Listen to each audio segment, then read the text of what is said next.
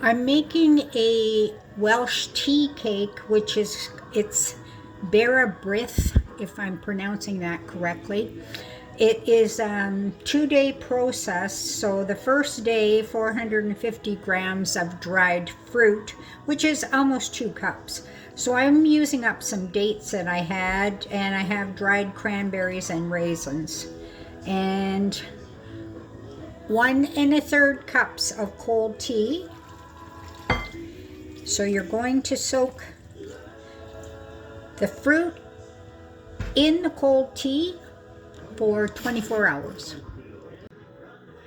So it's day 2 of making the Bara brith, or however you pronounce it, the Welsh tea cake.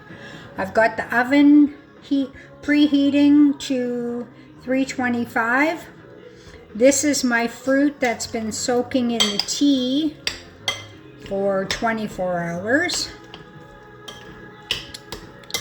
Nice and puffy, and the dates are soft.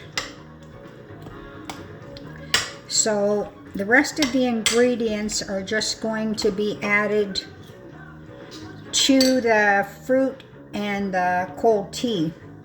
Now it calls for a pound self-rising flour. I don't have self-rising flour. It's about 2 cups, and to this I've added about half a teaspoon of salt and 3 teaspoons of baking powder, 2 tablespoons of brown sugar, 2 tablespoons of marmalade. Same, I didn't have marmalade, but I have apricot jam, so I'm using that. 1 large egg, well beaten, and a teaspoon of mixed spice. So I looked it up as to what they consider mixed spice. And so I put in cinnamon, ginger, a little tiny bit of allspice, nutmeg, cardamom if you have it, enough to equal 1 teaspoon. So all of that goes into your fruit mixture.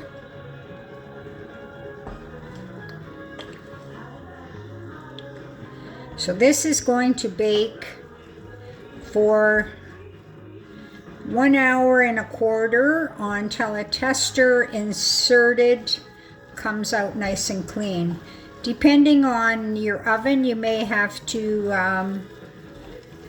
bake it a little longer, maybe not quite as long, but you would know your own oven. And I have buttered a loaf pan. So here's my pan. And it looks very similar to a fruit cake, like a Christmas cake.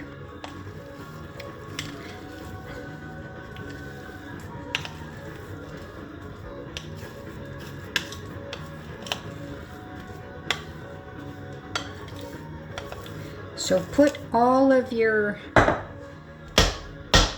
dough in. Spread it out so pretty much even, and now it's going to go into the oven for 1 hour and a quarter.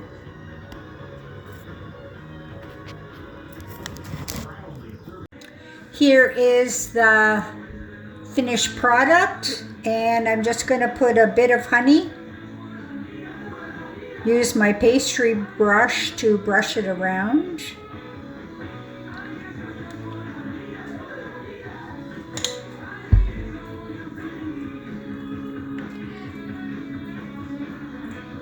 And once it's nice and cool, it's all set to eat. There we go. There's the finished product.